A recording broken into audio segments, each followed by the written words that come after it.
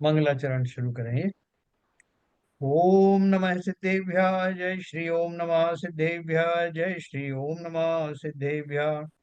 मंगलम भगवान वीरो मंगलम गौतमो गणी मंगलम कुंद कुंदाद्यो जयंदर्मोस्तु मंगलम। सर्व मंगल मांगल्यम सर्व कल्याण कारकम प्रधानम सर्वधर्माणां जैनं जयतु शासनम। जैनं जयतु शासनम जैनं जयतु शासनम।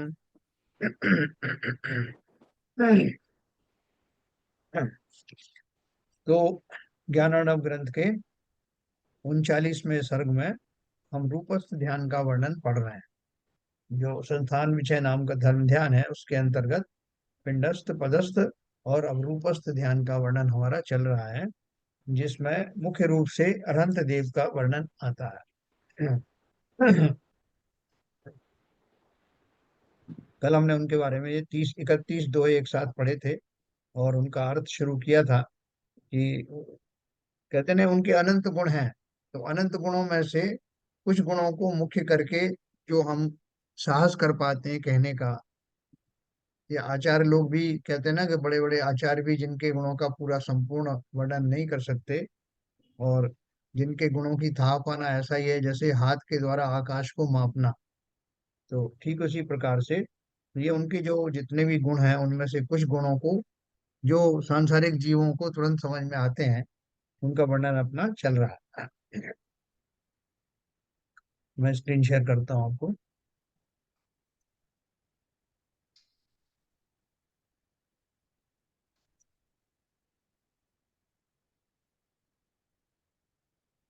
आपने पढ़ा था यहाँ तक, मैं एक बार फिर से शुरू करूंगा।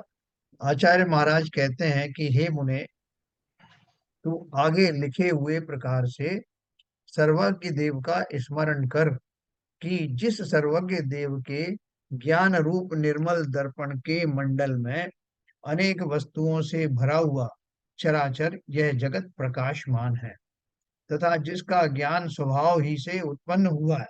कल अपन ने बात करी थी ना कि जिनेन्द्र देव को ये सब जानने के लिए तीन लोक में क्या हो रहा है और कैसे हो रहा है, स्व का और पर का जो ज्ञान करने के लिए उस ज्ञान को कहीं बाहर से लाना नहीं पड़ा।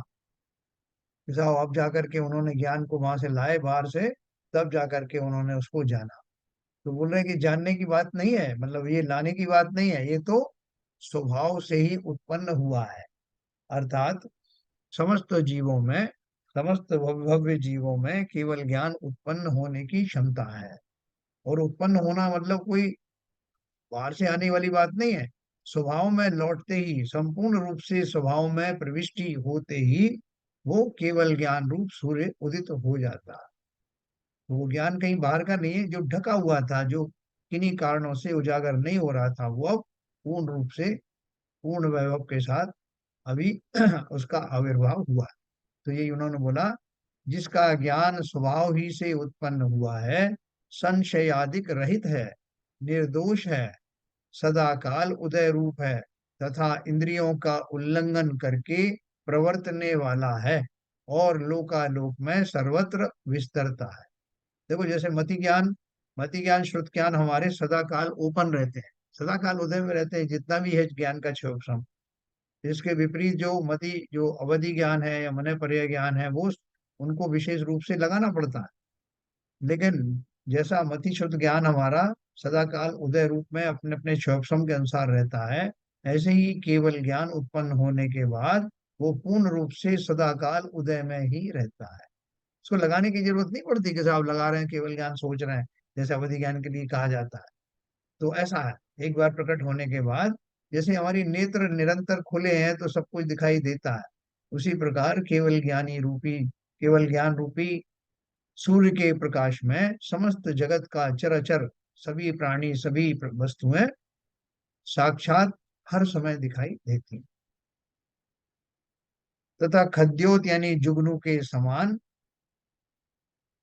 जिसके विज्ञान रूप सूर्य की प्रभा से पीड़ित हुए दुर्नय एकांत क्षण मात्र में नष्ट हो जाते हैं। देखिए, एक तो नय होता है, एक दुर्नय होता है।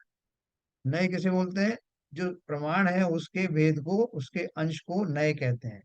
तो नय जो शब्द है वो वास्तव में सम्यक नय की बात कही जाती है, क्योंकि प्रमाण हमारा केवल ज्ञान है, और उसका जो अंश है, उस ज्ञान का जो अंश है उसी को सम्यक नय कहते हैं।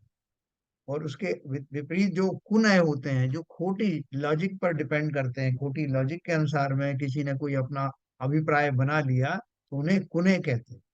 हम लोग कई बार कुतर्क आदि करते हैं, कुनय से अपनी बात समझाने की कोशिश करते हैं। तो अपन उसमें ही पढ़ते हैं ना, आलोचना पाठ में, संशय विभ्रम कुनय के वश हुए घोर अग कीने। तो वो जो कुनय का अर्थ है वो, जो वास्तव में नय नहीं है। तो इसलिए उन्होंने लिखा, एक उसे एकांत भी कहते हैं कुनय को, जिसमें वस्तु के एक ही स्वरूप को, एक ही धर्म को लेकर के, और वस्तु को पूरा स्वरूप उसका वैसा ही मान लिया जाता है, जो कि आधा अधूरा होने के कारण पूरा पूरा प्रामाणिक नहीं होता, सच्चा नहीं होता। खद्योत के समान जिसके विज्ञान रूप सूर्य की प्रभा से पीड़ित हुए दुर्नय एकांत पक्ष क्षण मात्र में नष्ट हो जाते हैं, तथा जिसने समस्त इंद्रों की सभा के स्थान को सिंहासन रूप किया है, तथा योगी गणों से गम्य है, जगत का नाथ है, गुण रूपी रत्नों का महान समूह है, तथा पवित्र किया है पृथ्वी तल जिसने, तथा उद्धरण किया है तीन जगत जिसने, ऐसा और मोक्ष मार्ग का निरूपण करने वाला है, अनंत है और जिसका शासन पवित्र है। किसका शासन की बात हो रही? किस एक, केवली एक ही एक अरंत की, एक तीर्थंकर की बात नहीं हो रही। ये बात हो रही है इन जनरल, समस्त केवल ज्ञानियों की, समस्त अरहंतों की।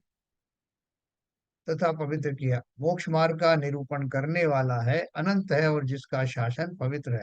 देखो, वो मोक्ष मार्ग का प्रवर्तन क्यों कर पाते हैं? क्योंकि जैसे संसार में हमने आकर के बहुत सारी चीजें, बहुत सारी घटनाएं देखी, और हमें कुछ कंक्लूजन मिलता है कि साहब हमने ऐसा किया था तो ऐसा हुआ। हम जगत में भी देखते हैं साहब, जब कोई बहुत अच्छा काम करता है तो वो ज्यादा संतुष्ट दिखाई देता है। बहुत सारी चीजें अपन देखते हैं कि कोई ने साहब खोटा काम किया तो उसका जो खोटा परिणाम आता है, किसी ने अच्छा किया तो अच्छा परिणाम आता है। कुछ लोग उल्टा भी इसमें ऑब्जर्व करते हैं कि नहीं साहब, हमने तो देखा कि खोटा करने वाले सदा सुखी रहते हैं। तो सब लोग अपने अपने हिसाब से संसार में ऑब्जर्व करते हैं और अपनी थ्योरी खुद बनाते हैं। लेकिन जो वास्तव में संसार में क्या है, रहस्य क्या है, संसार में जो सुख सामग्री आदि मिलती है वो कैसे मिलती है, दुख का प्राप्ति कैसे होती है, जीव कहाँ उत्पन्न होता है, कैसे बार बार उत्पन्न होता है, ये सारी फिलॉसफी अगर हम जानना चाहें तो किस माध्यम से जानेंगे? अगर हम दूसरे ऐसे कुशास्त्रों के या कुगुरुओं के उसमें आ गए तो उनकी थ्योरी को हम के हिसाब से चलते हैं। लेकिन यहाँ जो हमारे यहाँ जिनेन्द्र देव ने जो कुछ बताया, वो उन्होंने बनाया नहीं, उन्होंने बताया, क्योंकि उन्होंने उस थ्योरी के ऊपर चल करके देखा और उसके ऊपर एक्सपेरिमेंट किए, तो उसका जो परिणाम आया, उस परिणाम को उन्होंने वैसा ही कि वैसा, जो केवल ज्ञान में तो वैसे भी दिखाई देता, केवल ज्ञान से पहले ही उन्होंने जो साधना की, इसी विश्वास पूर्वक साधना की कि जो पूर्व में अरहंतों के द्वारा कही गई जो जिनवाणी है वो ऐसी ही है, वस्तु व्यवस्था ऐसी ही है, ये विश्वास करके उन्होंने तपस्या आदि किए, और पश्चात जब स्वयं केवल ज्ञान प्राप्त किया तो उन्हें वैसा ही सब दिखाई देने लगा। जो थ्योरी पे जो चले थे वो थ्योरी उनको प्रत्यक्ष रूप से दिखाई दी कि ये सारा संसार कैसे टिका हुआ है, पूरी थ्योरी, उसका आकार प्रकार कैसा है, समस्त जीव कैसे यहाँ रहते हैं, ऊर्ध्व लोक, मध्य लोक, पाताल लोक का क्या स्वरूप है, कर्म सिद्धांत कैसा होता है, ये सब देखने के बाद खुद उन्होंने प्रमाण के द्वारा उसको उपदेशित किया। देखो, जब तक उनको केवल ज्ञान नहीं हुआ, अब अपन पढ़ते हैं ना कि उन्होंने 12 वर्ष का मौन लेकर तपस्या की, उन्होंने 16 वर्ष तक मौन लेकर, किसी ने 1000 वर्ष तक मौन लेकर। क्यों मौन क्यों लिया उन्होंने? दो कारण से मौन लिया। एक तो इसलिए कि अपनी साधना में कोई किसी तरह का वो विघ्न नहीं चाहते, क्या किसी को बताने के भाव आएंगे तो मैं उनका उपयोग बढ़ जाएगा ना। और दूसरी बात यह है कि वो ये नहीं कहलवाना चाहते थे कि अभी इनको खुद को तो पता नहीं है, इनको इतना अनुभव तो हुआ नहीं, ये कैसे दूसरों को उपदेश दे रहा है। तो जब तक उन्हें केवल ज्ञान के सूर्य के माध्यम से स्वयं ही वो अनुभव ना दिखाई दे, तब तक वो लोगों को बताने का या देशना का उपक्रम भी नहीं करते। तो कहने का अर्थ यह है कि जिसको जितना स्वयं का अनुभव हो, उसके आधार पर अगर कोई वो उसका वचन होंगे तो वो ज्यादा प्रामाणिक माने जाएंगे। अनंत है और जिसका शासन पवित्र है, जिसने भामंडल से सूर्य को आच्छादित किया है, कोटि चंद्रमा की समान प्रभा का धारक है, जो जीवों पे शरणभूत है, सर्वत्र जिसके ज्ञान की गति है, शांत है, दिव्य वाणी में प्रवीण है, तथा इंद्रिय रूपी सर्पों को गरुण समान है, समस्त अभ्युदय यानी भाग्य उदय जिसका है, जैसे समस्त अच्छी घटनाओं का मंदिर है, तथा दुख रूप समुद्र में पड़ते हुए जीवों को हस्तावलंबन देने वाला, तथा सिंहासन पर स्थित है, काम रूपी हस्ती का घातक है, तथा तीन चंद्रमा की समान मनोहर तीन छत्र सहित विराजमान है। सिंहासन पर बैठे हुए दिखाई देते हैं ना भगवान समूह शरण में, तो सिंहासन पर बैठते हैं क्या वो? ऐसा बैठते ही होंगे, हमने सिंहासन का इतना बढ़िया वर्णन पढ़ा है वक्तामर में, तो बैठते ही होंगे, उनको अच्छा आनंद भी मिलता होगा उसमें। तो बैठते हैं क्या? बताइए, कौन बताएगा? नहीं बैठते, चार अंगुल अधर ऊपर में रहते हैं। अधर में रहते हैं सर। चार अच्छा, अंगुल ऊपर रहते हैं। हाँ, सिंहासन जरूर रहता है नीचे, एक जी। प्रतीक स्वरूप, तो चार मगर वो अंगुल तो ऊपर रहते हैं। उसमें अधर में रहते हैं। तो देखो, ये उनका जो अधर्म में रहने का जो अर्थ क्या है, नहीं चाहिए जिन्हें आपकी कोई विभूति, नहीं, उन्हें कोई सपोर्ट नहीं चाहिए सर, कोई सपोर्ट नहीं चाहिए। है, स्वावलंबी है। या बहुत बढ़िया। तो और यहाँ दूसरा, केवल अलंकार के लिए यूज किया है क्या? नहीं नहीं, जो दिखाई तो देता है, उन्होंने स्तुति वगैरह भी ऐसी की ना, अच्छा। जो मानदुंगाचार्य वगैरह सभी अपन सब स्तुति करते हैं उनका, जो जो बोलते हैं प्रत्यार है ना, सिंहासन आदि, हाँ सिंहासन आदि जो उनका। सिंहासन हाँ, भामंडल चमर छत्र, है ये ना, सारे उनके ये तो प्रत्यार हैं। अष्टहार प्रतिहारी, हाँ। भाई तो साहब, ये सिंहासन पर बैठने वाली बात है। जी, हम जब चलते हैं तब भी वो जमीन पे पैर नहीं रखते। जमीन पे पैर नहीं रखते। यस, और यस, हाँ, तो ये तो क्या बैठने वाली बात है सिंहासन पे। हाँ, बिल्कुल सही बात। तो वहां भी अधर में चलते हैं। तो वो दो तरह से, एक तो किसी कोई जीव उनके नीचे आ नहीं सकता, मर नहीं सकता उनके वजह से, लोगों को तो वृत्तियां वैसी होती हैं, इनको केवल ज्ञानी का तो ऐसा चलता है। और दूसरी बात यह है कि वो इस बात का सूचक है, प्रतीक है, बहुत शीघ्र ही वो ऊर्ध्व लोक में गमन करने वाले। अभी सब ऊर्ध्व बैठने की, ऊर्ध्व चलने की आदत है, वो पहले से ही शुरुआत हो गई। उन्हें ताप के संसार की कोई विभूतियां नहीं चाहिए, संपूर्ण वैभव उतर आया समूह शरण में, लेकिन उसका एक एक रत्न, एक एक मोती इतना कीमती है कि संसार का समस्त वैभव उसके सामने फीका हो जाता है, लेकिन उन्हें उससे कोई अनुराग नहीं, कोई लगाव नहीं, कोई अटैचमेंट नहीं। तो इसलिए यहाँ तक कि सिंहासन पर भी वो अधर रहते हैं। और जैसा बाबू जी ने बताया, जब चलते भी हैं तो समूह शरण जब उनका चलता है आगे, तो पैरों के नीचे देव कमल बनाते हुए चलते हैं, उन कमल पर भी उनका पैर रहता नहीं।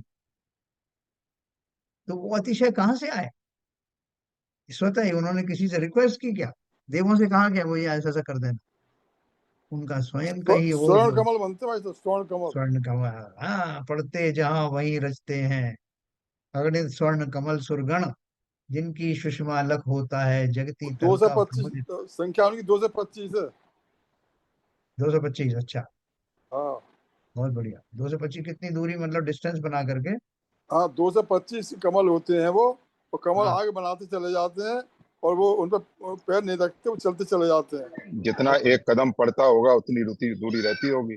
हाँ, उसका आगे पीछे का साइड का जो उसकी चौड़ाई वगैरह मिला के होता होगा यस दो सौ यस। पच्चीस बहुत बढ़िया, बहुत बढ़िया। हाँ, तो ऐसे उनका जो अपना जो अष्ट प्रातिहार्य का वर्णन साथ साथ चल रहा है, तीन छत्र सहित सब विराजमान है, हंस पंक्ति के पढ़ने की लीला पूर्ण चमरों के समूह से विजित है। जो चमर होते हैं ना ऐसे सफेद, तो जब उनके ऊपर में जब वो ढुलाए जाते हैं तो ऐसा लगता है मानो हंसों की पंक्तियां खड़ी हुई हैं।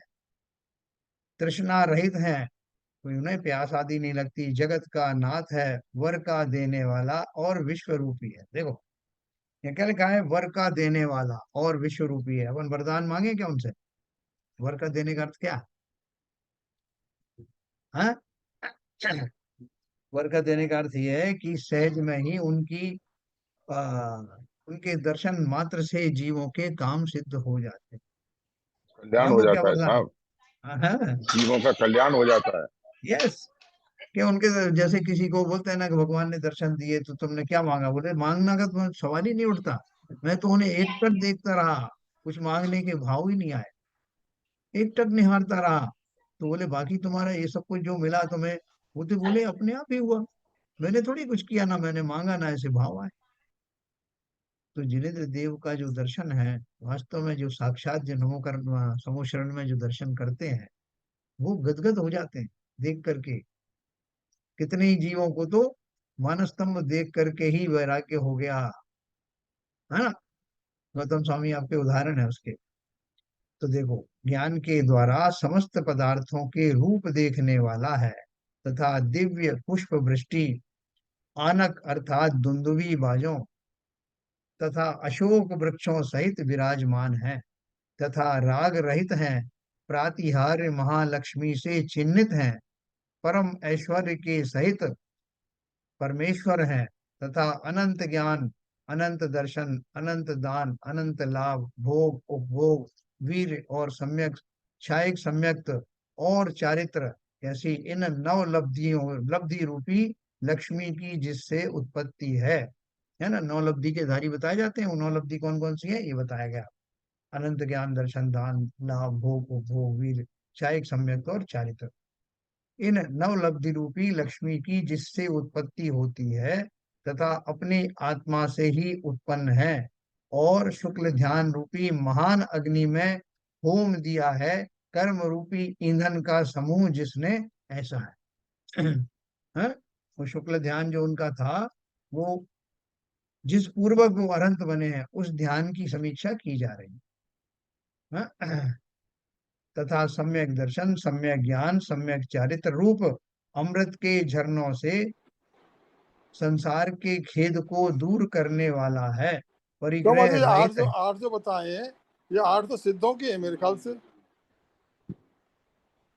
नहीं, ये देखो ना। अनंत ज्ञान, अनंत दर्शन, दान, लाभ, भोग हाँ, उपभोग, वीर और अनंत वीर, क्षाय काम।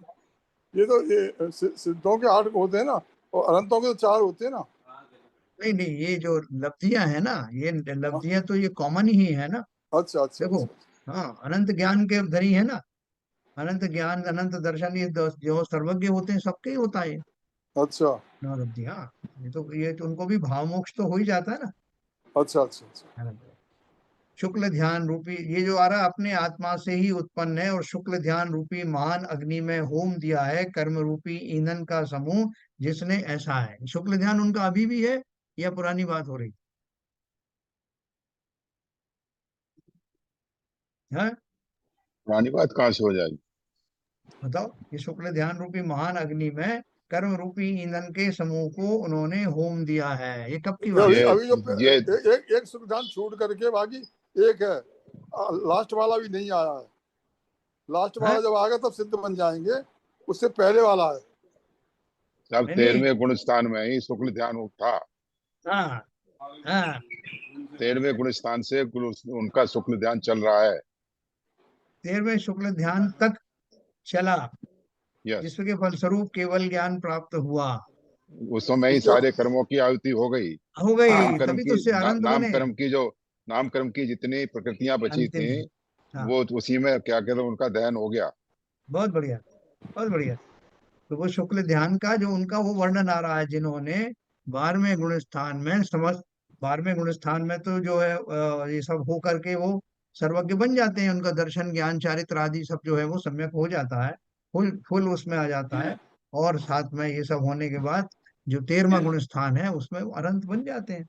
तो अनंत बनने के पहले ये सब कर्मों का समूह, वो जो कर्म है जिन्हें मुख्य कर्म कहते हैं, कौन से, घातिया कर्म। यहाँ जब कर्मों का समूह की बात करते हैं तो मुख्य रूप से चूंकि वही कर्म जो है विशेष है ना, घातिया कर्म, क्योंकि उन्होंने आपके स्वभाव को का घात कर रखा था, तो उनकी बात चल रही मुख्य रूप से। बाकी तो के भाई जो तो 85 अगाध, वो जो रह जाते हैं, जो हाँ, 85 रह जाते हैं उनके लिए दूसरा वाला सुख धन लगता है ना। वो अगातिया है। हाँ अघातीय कर्म। अघातीय कर्मों के लिए भी सुख ध्यान लगाते हैं ना वो।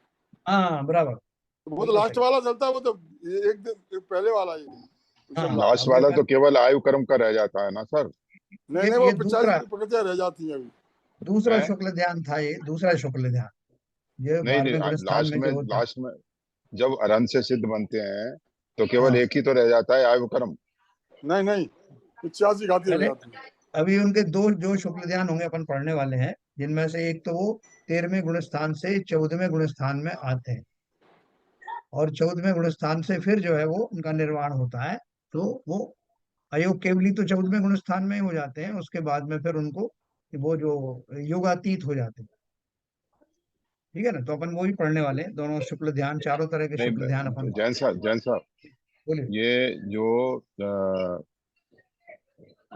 आखिरी उसमें सिद्ध बनने से पहले एक आयु कर्म का बंद रह जाता है ना, वो वही तो रह हाँ जाता ना ये।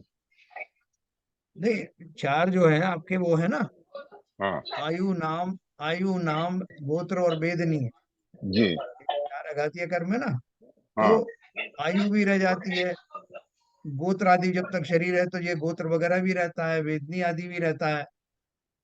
ठीक है, वेदनी अच्छा कर्म भी उनका बना रहता है 13वें गुण स्थान में। अच्छा अच्छा। उसके बाद में 14वां आपको मैं पूरा बताऊंगा, कौन सी 85 प्रकृतियां हैं जो अंत समय में नष्ट होती हैं। ठीक है ना, तो ये अभी अपन जो पढ़ रहे हैं, अभी अपन कहाँ तक चले हैं, ये जो धर्म ध्यान की बात अभी चल रही है।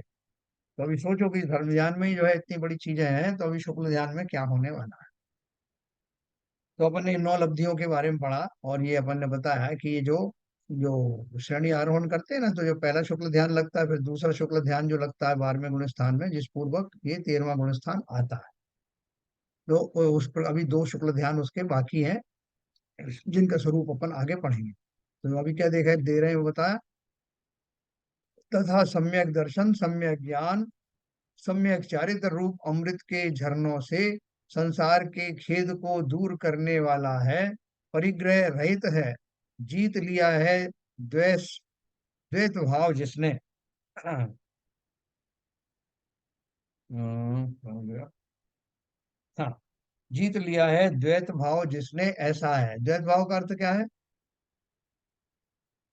जिन्होंने, जैसे शरीर और वो, शरीर की अपेक्षा से जीवों का अस्तित्व माना जाता है व्यवहार नय से, और जो हम सम्यक एकांत से मानते हैं, तो वहां एक एक आत्मा ही दिखाई देती है, उसके अलावा और कोई द्वैत नहीं होता उसमें। तो आत्मा का एकाग्रपना, एकत्वपना ही पाया जाता है, इसलिए वहां दो बातें नहीं होती, वहां की व्यवहार से कुछ और है और निश्चय से कुछ और है। तो यहाँ उस अवस्था में द्वैत भाव का अभाव कहा गया है।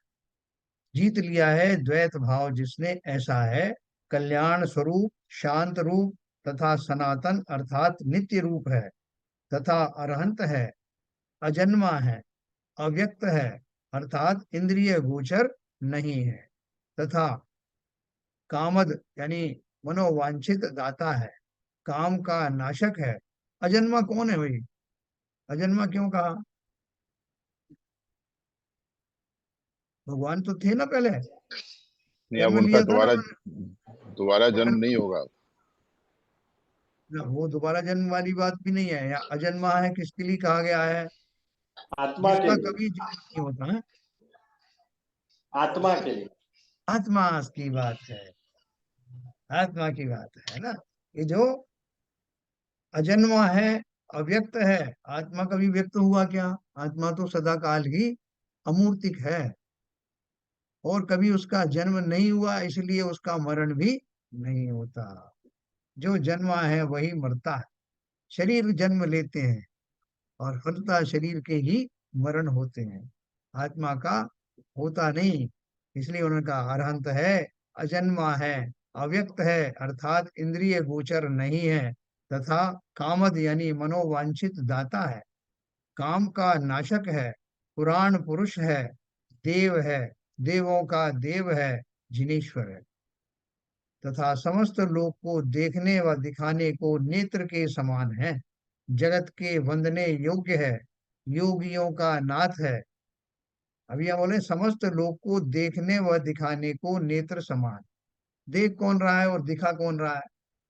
देखने वाले, वो स्वयं सर्वज्ञ अवस्था है, वो केवल ज्ञान वाली अवस्था है आत्मा की, वो अवस्था जिसमें वो पूर्ण रूप से स्वभाव में आ जाता है। वही अवस्था जो है वो कैसी है? समस्त लोग को देख सकने में सक्षम है। दिखाने का अर्थ क्या है कि अनंत अवस्था में प्राप्त होने वाले वो जीव अपनी दिव्य ध्वनि आदि के द्वारा, देशना के द्वारा समस्त संसार को जो उन्होंने देखा और अनुभव किया है उसका कुछ अंश दिखा भी पाते हैं। सब कुछ तो नहीं देख सकते कोई, बिना केवल ज्ञानी बने। जगत के वंदने योग्य है, योगियों का नाथ है, महेश्वर है, ज्योतिर्मय ज्ञान प्रकाशमय है, आदि अंत रहित है, सबका रक्षक है, तीन भुवन का ईश्वर है, योगीश्वर है, ईशान है, आदि देव है, जगत गुरु है। देखो क्या क्या विशेषण है। अनंत है, अच्युत है, शांत है, तेजस्वी है, भूत नायक है, सन्मति है, सुगत है, सिद्ध है, जगत में ज्येष्ठ है। वो जो हमारे 1008 नाम जो बने हैं ना, वो इन्हीं गुणों को देखते हुए बनाए गए। पितामह है, महावीर है, मुनि श्रेष्ठ हैं, पवित्र हैं, परमाक्षर है। अक्षरधाम मंदिर बनता है ना, अक्षर जो है ये, उसमें अक्षर का अर्थ जो है वो आत्मा से रिलेटेड होता इसमें एक शब्द आया था ईशान है का मतलब क्या है? है। हाँ, योगीश्वर है, योगेश्वर है, ईशान। ईशान है। हाँ। ईशान मेरे ख्याल से समस्त दिशाओं से कुछ कनेक्ट होगा। बहन जी है तो बताएं। ईशान मेरे ख्याल से कुछ दिशाओं से कुछ कनेक्शन है। बेसिकली ईशान तो ईशान तो इंद्रदेव का नाम होता है, इंद्र को बोलते हैं ईशान। ईशान नहीं, इंद्र को तो बोलते हैं। इंद्रदेव के लिए भी ईशान कहते हैं, नाम है उनका। हाँ नहीं, वो ईशान इंद्र तो बोलते हैं, लेकिन ईशान का शब्द देखो उसमें क्या लिखा है डिक्शनरी। ईशान भाई, ईशान कौन जो होता है ना, वो दिशाओं में सबसे ज्यादा ईशान दिशाओं के शुद्ध लिए, माना जाता है। दिशाओं के लिए यूज होता है। हाँ मेरे ख्याल से दिशाओं के लिए होता है, फिर भी दिशाओं के लिए देखें यूज कोई होता है ईशान। ईशान दिशा जैसे जो होती ईशान, है सबसे ज्यादा ईशान शुद्ध कॉर्नर होती होता है ना, ईशान कॉर्नर को देखते हैं ना, जब वस्तु आपका जो वास्तु का देखते हैं ना, तो ईशान किधर आ रहा है वो देखते हैं। एक्चुअली ईशान क्या है, कौन? ईशान एक्चुअली कौन? क्या है, ईशान कोण जो पूर्व उत्तर दिशा के बीच का होता है, हाँ ये हाँ सबसे पवित्र दिशा होती है पूर्व और उत्तर के बाद। हाँ, जिसे पता हो बता भाई ईशान का मतलब क्या है। और इसीलिए ईशान कहा गया है। ईशान जो, ईशान माने दिशाओं में सर्वश्रेष्ठ पवित्र, ऐसे ही ये स्थिति सबसे पवित्र है। मतलब जिनकी प्रेजेंस जो है, वास्तु में यूज होता है ईशान कोण, वास्तु में शब्द यूज होता है अपन ऐसा वास्तु बोलो में ना, तो ईशान होता कोण। है, मगर सबसे जिनकी, वास्तु के अंदर सबसे सर्वश्रेष्ठ दिशा मानी जाती है। नहीं अपन ऐसा बोले ना, जिनकी उपस्थिति से दसों दिशाओं ही पवित्र हो जाती हैं। हाँ ये ईशान, भी है। ईशान का और इसका क्या मतलब, भूतनायक? पितामह है, महावीर है, कहाँ आया भूत न भूत अच्युत नायक है, सबका। शांत है, तेजस्वी है, भूतनायक है। हाँ, भूत नायक का अर्थ क्या है? जो समस्त प्रकार के जो देव हैं, चाहे वो मेरे ख्याल से व्यंतर देव आदि जो भी हैं, वो सब उनको ही श्रेष्ठ मानते हैं। मतलब किसी भी तरह जिन जिन शक्तियों को हम बड़ी शक्ति मानते हैं, उन सबके सब में श्रेष्ठ हैं। सबसे ज्यादा नायक है वो। हाँ, हाँ, जितने भी सब प्रकार के देव आदि भी उनकी सेवा करते हैं। सब प्रकार के इंद्र उनको नमस्कार करते हैं। शत इंद्र नमस्कार, है ना, वो आता है शत इंद्र नमस्कार। भूत नायक देवादि देव, मतलब प्राणियों के नायक हैं। भूत मने प्राणी होता है, समस्त प्राणी। समस्त प्राणियों के नायक है। और ईशान पवित्र के लिए भी आता है और हाँ भगवान के लिए भी आता है। मतलब वो पवित्र, इसीलिए उस दिशा को ईशान दिशा कहा जाता है, क्योंकि वहाँ जो इंद्र भगवंतों में भी जो नायक है वो ईशान है।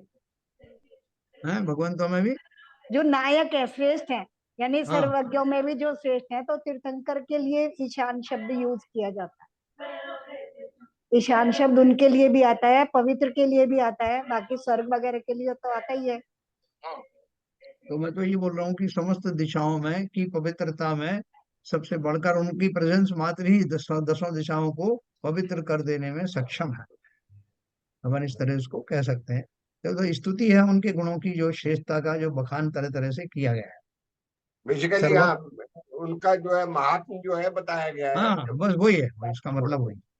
मतलब जो कुछ भी सबसे बेस्ट हो सकता है वो सब कुछ वो है। वो सब है। सर्वज्ञ है, सबका दाता है, सर्वहितैषी है, वर्धमान है, निरामय यानी रोग रहित है, नित्य है, अव्यय नाश रहित है, अव्यक्त है, परिपूर्ण है, पुरातन है, इत्यादि अनेक सार्थ पवित्र नाम सहित सर्वगत, देवों का नायक, सर्वज्ञ जो श्री वीर तीर्थंकर है, उसको हे मुनि तू स्मरण कर। है ना, जो इतने भगवान विशेषण के बता दिए। 1000 नाम जो बताए जाते हैं वो सब हाँ उनके गुणों के आधार पर हैं, तो वो हाँ। सब गुण उनमें उपस्थित हैं। कल जो है मुझे एक फोन आया, तो वो जो मैंने आपको पहले बताया था, हमारे मित्र हैं कॉलेज के, तो वो भगवत गीता के ऊपर में उसको एक एक शब्द जो है कैसे उच्चारण करना है और उसका अर्थ क्या है, वो कठिन कठिन से कठिन जो है संस्कृत के श्लोक पढ़ने की उनको सबको सिखाया जाता है। तो वो कुछ एक पर्टिकुलर एरिया दे दिया जाता है कि आप इतने एरिया में आप करिए, इतने एरिया में दूसरा करेगा, ऐसा। तो कल वो बता रहे थे कि अभी हमारा एक नया टॉपिक आया है, विष्णु के 1000 नाम,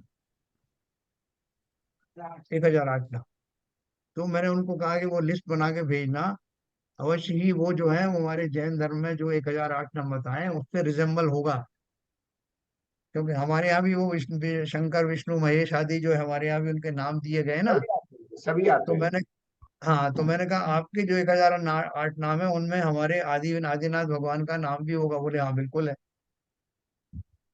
तो ये घुमा फिरा करके वही सब अपभ्रंश होते हैं, क्योंकि किसी जमाने में पूरा जैन दर्शन था, तो उनकी बहुत सारे ऑफशूट कुछ शब्द निकल करके इधर आ गए, उधर के कुछ शब्द इधर चले आए, तो वो इस तरह से वो डाइल्यूशन हो जाता।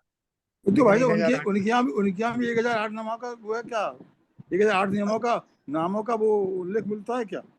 वो मैं वही तो आपको बता रहा हूँ है कि उन्होंने बाबूजी, है बता, है है है। अच्छा उसी की अच्छा। बात कर रहा हूँ मैं कि उन्होंने बताया कि हमारे यहाँ 1008 नाम आते हैं। तो मैंने उनसे पूछा कि उन 1008 नाम में अवश्य ही आदिनाथ का नाम होगा, क्योंकि हमारे यहाँ विष्णु ब्रह्मा विष्णु महेश के नाम उसमें आते हैं, है ना। तो वो उन्होंने बोला हाँ उसमें है, और मैं आपको लिस्ट भेजूंगा। तो ये इस तरह के जो है वो शब्द इधर उधर से जाते रहते हैं, उनकी महिमा बताने की बात है। इस प्रकार दोष रहित सर्वज्ञ देव अरहंत जिन देव का ध्यान करना चाहिए। अन्यमति गुण रहित दोष सहित को सर्वज्ञ कहते हैं, सो नाम मात्र है, कल्पित है, वह सर्वज्ञ ध्यान करने योग्य नहीं है। देखो सब सब अपने अपने, अभी अपन ने ऊपर के दोहे पढ़े थे कि सभी जो दर्शन है वो अपने अपने जो हेड है, जो उनके अधिष्ठाता है या उनके जो इष्ट देव हैं, उनको इस सभी उसको कैसा मानते हैं? सर्वज्ञ मानते हैं। बिना सर्वज्ञ की कल्पना के तो वो शक्तिशाली उनको मान ही नहीं सकते।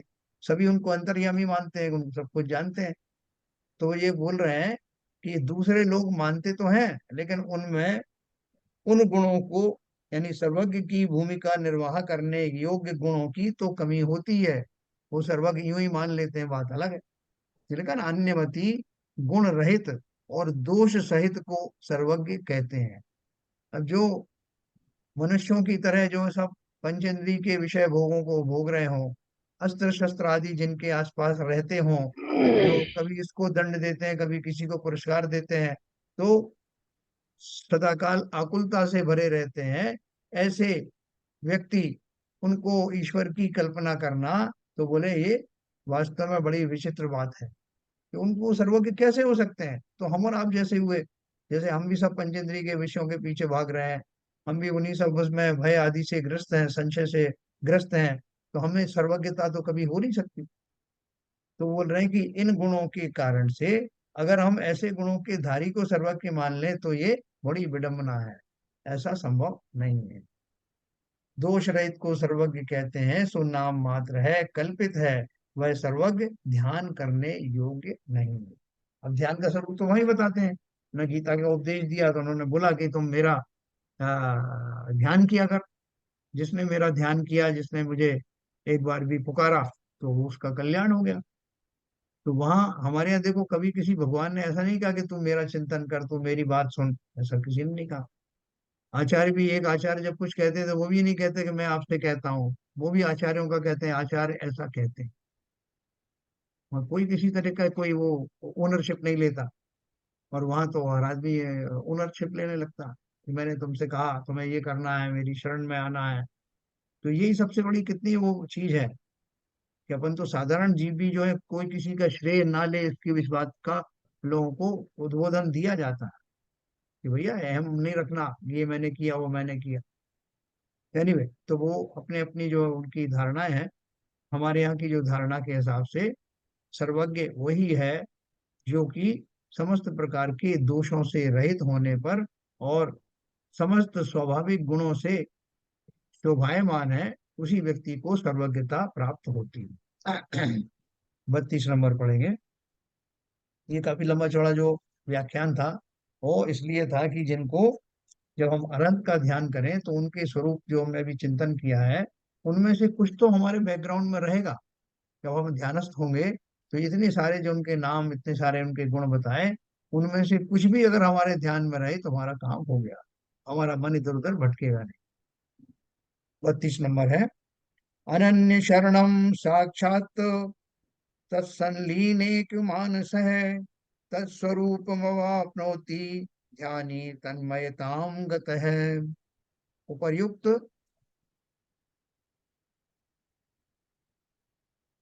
सर्वज्ञ देव का ध्यान करने वाला ध्यानी अन्य शरण से रहित हो, साक्षात उसमें ही संलीन है, मन जिसका ऐसा हो, तन्मयता को पाकर उसी स्वरूप को प्राप्त होता है। हाँ, उपर्युक्त सर्वज्ञ देव का ध्यान करने वाला ध्यानी अन्य शरण से रहित हो, साक्षात उसमें ही संलीन हो, संलीन है मन जिसका ऐसा हो।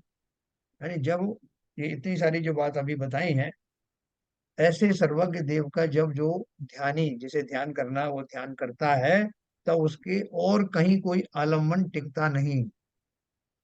कि ऐसा नहीं कि मैं एक में सर्वज्ञ देव को, इनको भी देख रहा हूँ, और दूसरा साहब वो मैं अभी अभी आया था, वो मुझे कुछ और ज्ञानियों ने बताया था कुछ स्वरूप, उसको भी देख रहा हूँ। तीसरा किसी और वस्तु को भी देख रहा हूँ। जिस कुर्सी टेबल पर बैठा हूँ ध्यान, उस चटाई का भी ध्यान है, अपनी आसन सिद्धि का भी ध्यान है।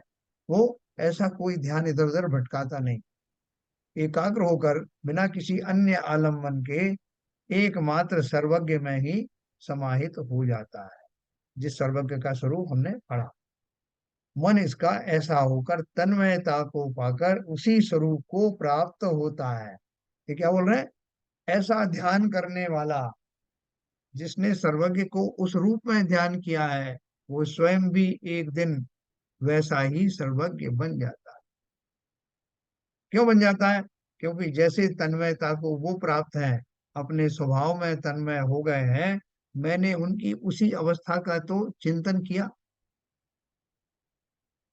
तो उस चिंतन को करने से, उनके स्वरूप को उस तरह से निहारने से, कालांतर में मैं भी उन जैसा बन जाता। अब ये 3 दोहे हैं, ये मैं पढ़ूंगा आपको।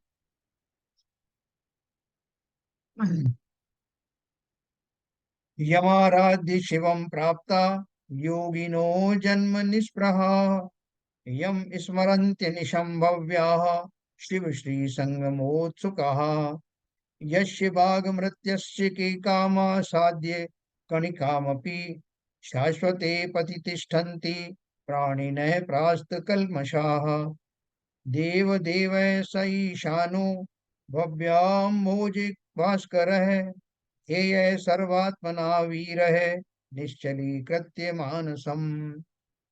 जिस सर्वज्ञ देव को आराधन करके संसार से निष्प्रह मुनिगण मोक्ष को प्राप्त हुए हैं, तथा मोक्ष लक्ष्मी के संग में उत्सुक भव्य जीव जिसका निरंतर ध्यान करते हैं, तथा जिनके वचन रूपी अमृत की एक कणिका मात्र को पाकर संसारी जीव कल्मष अर्थात मिथ्यात्व पापों को नष्ट करके शाश्वत मोक्ष मार्ग में तिष्ठते हैं, सो देवों का देव ईशान भव्य जीव रूप कमलों को प्रफुल्लित करने के लिए सूर्य समान ऐसा श्री वीर जिनेन्द्र मन को निश्चल करके ध्यान करने योग्य है, अर्थात वही ध्येय है।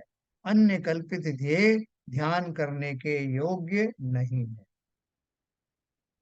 नहीं देखो, जो इतने सारे जो उनके गुण आदि बताए हैं, इनका स्वरूप बताया है, तो अगर हम एक एक करके भी चिंतन करना शुरू करें इनका ध्यान की अवस्था में, तो हमारा ध्यान को बाहर भटकने में का कोई स्कोप है ही नहीं।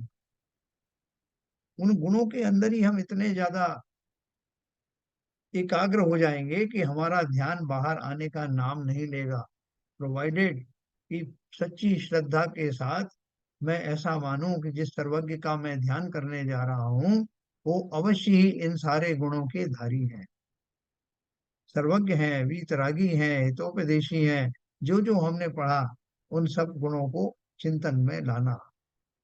जरूरी नहीं कि सब हमको पूरे के पूरे ही सब एक साथ ध्यान में आएंगे, लेकिन इनमें से एक दो भी अगर आ गए जिस समय मैं ध्यान में रत हूं तो काम हो गया। जो इतना सारी चीज बताई तो कहीं तो हमारा ध्यान रुकेगा ना, तो इसलिए इसका बताया। और बार बार कह रहे हैं कि उनके वचन रूपी अमृत की एक कणिका मात्र को पाकर, जो उन समूह शरण में जो उनकी दिव्य ध्वनि गिरती है, उस दिव्य ध्वनि के सुनने मात्र से कितने ही जीवों को सम्यक्त हो जाता है, कितने ही जीव मोक्ष मार्ग में स्थापित हो जाते हैं। तो बोल रहे हैं कि वो एक कणी मतलब दिव्य ध्वनि पूरी सुनी भी नहीं, एक शब्द उनके कान में पड़ा, जरा सा अंश ही पड़ा और लोग वैराग्य से भर जाते। अमृत की एक कणी, वचन रूपी अमृत की एक कणिका मात्र को पाकर संसारी जीव कल्मश को नष्ट करके शाश्वत मोक्ष मार्ग में तिष्ठते हैं। हमने जो जिनवाणी सुनी तो मगर सुनी नहीं है, मतलब सुनना जिसे कहते हैं वैसा हमने उसको सुना नहीं, नहीं सुनी मैंने जिनवाणी।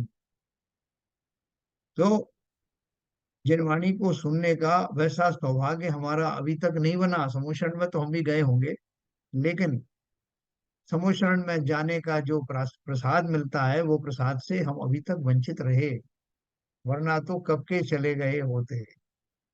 इस संसार में हमारा भटकाव कभी का समाप्त हो गया होता। लेकिन फिर भी आज जिस दशा में हम हैं वो दशा भी कम उपयोगी नहीं, जिसमें मुझे जिनवाणी को या जिनेन्द्र देव का ये स्वरूप सुन करके प्रफुल्लता मेरी उसका कोई ठिकाना रहता नहीं।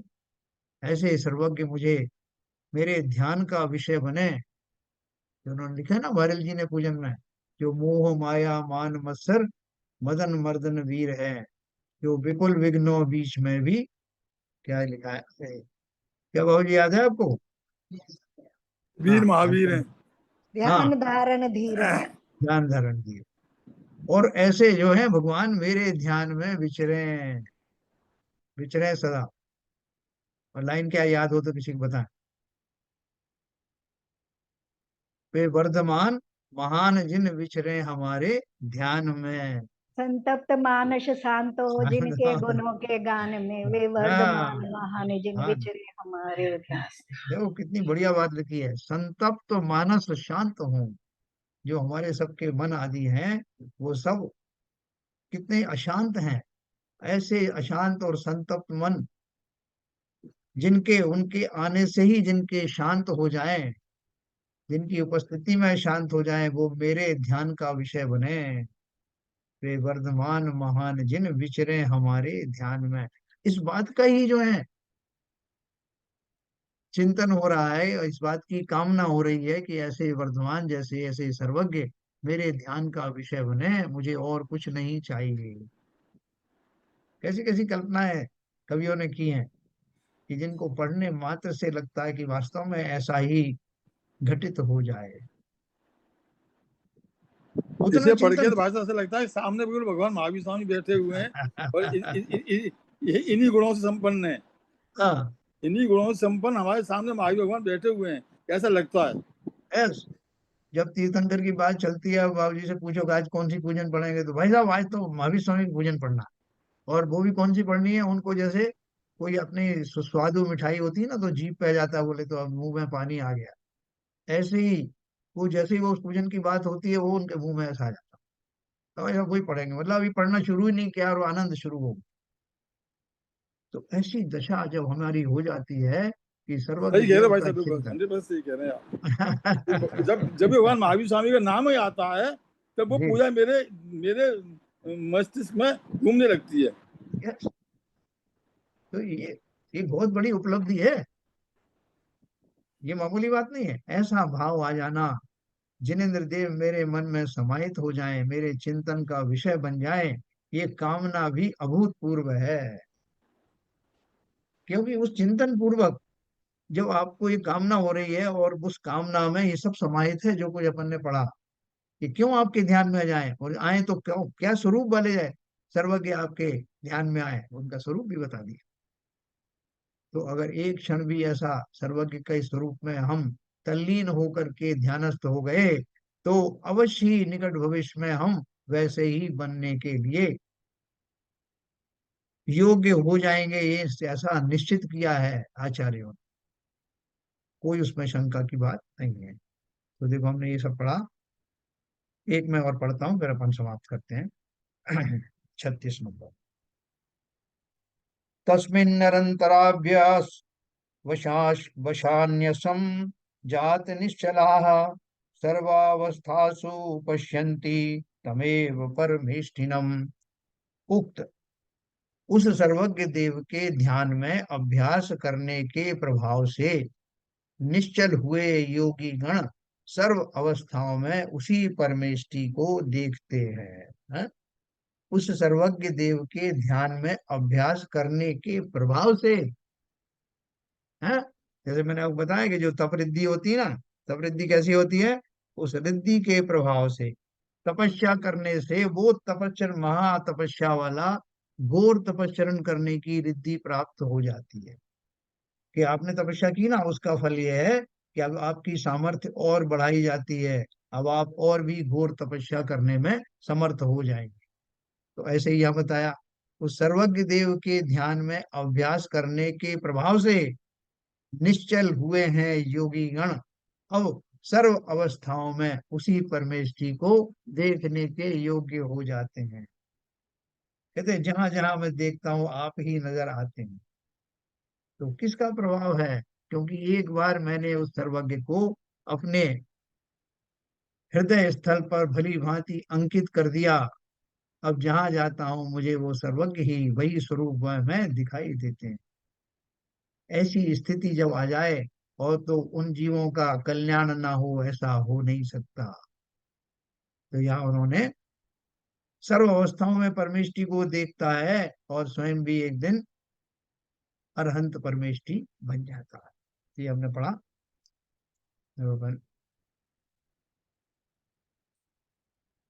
हाँ, बहुत सुंदर सर।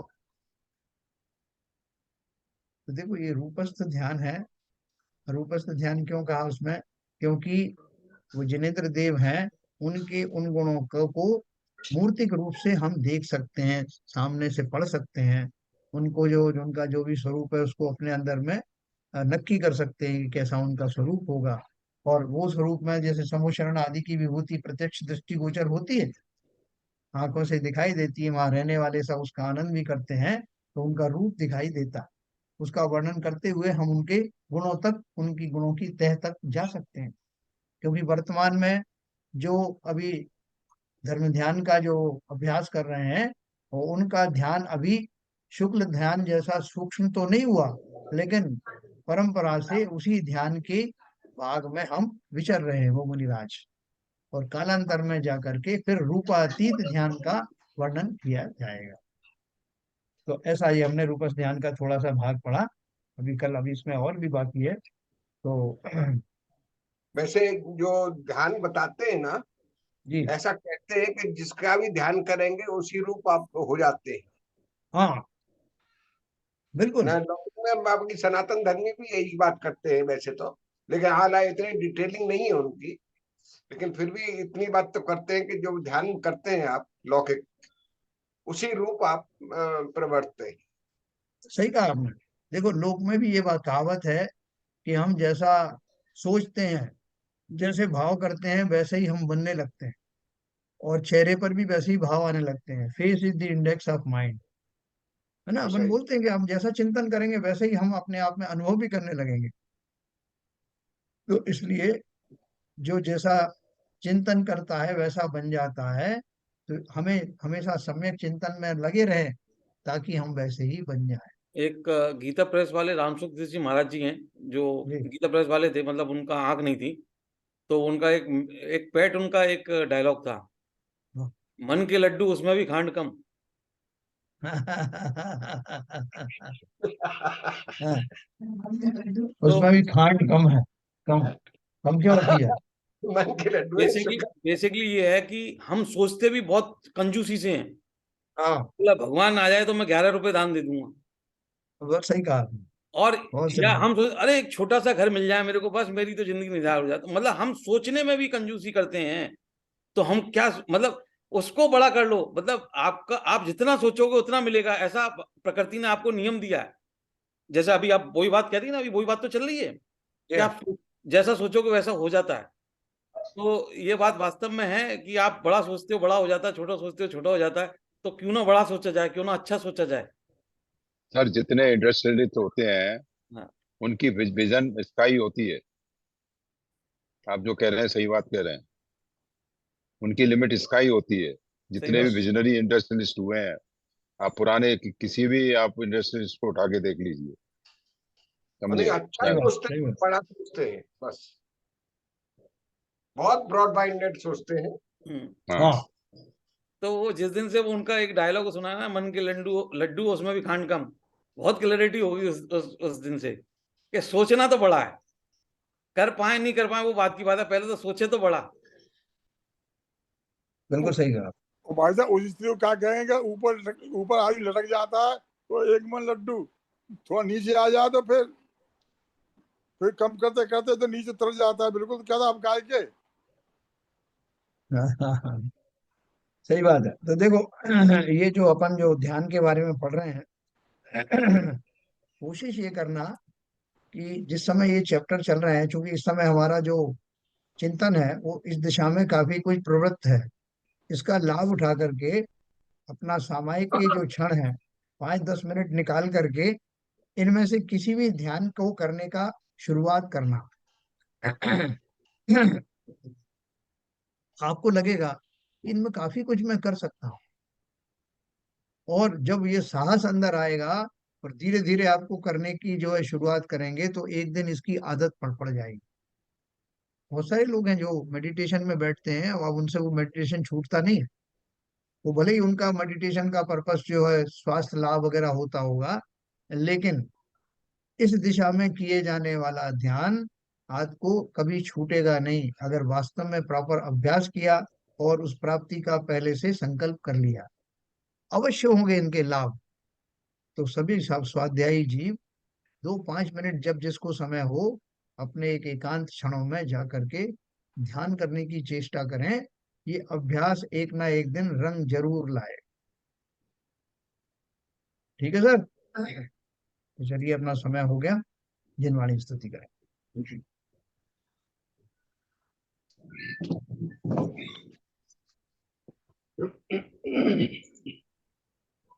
मिथ्यातम नाश वेको ज्ञान के प्रकाश वेको आपा पर भास वेको भानु सी बखानी है। छहो द्रव्य जान वेको बंध वेधि भान वेको स्वपर पिछान वेको परम प्रमाणी है। अनुभव बताए वेको जीव के जताए वेको काहू न सताए वेको भव्य और आनी है। जहाँ तहाँ तार वे को पार के उतार वे को सुख विस्तार वे को यही जिन वाणी है। हे जिन वाणी भारती तो हे जपू दिन रहन, जो तेरी शरण आ गए सो पावे सुख चैन। या वाणी के ज्ञान से सूझे लोकालो, सो वाणी मस्तक धरो सदा देते हैं धो, सदा देते हैं धो। जिनवाणी माता की जय। जय। नमो कार्बन।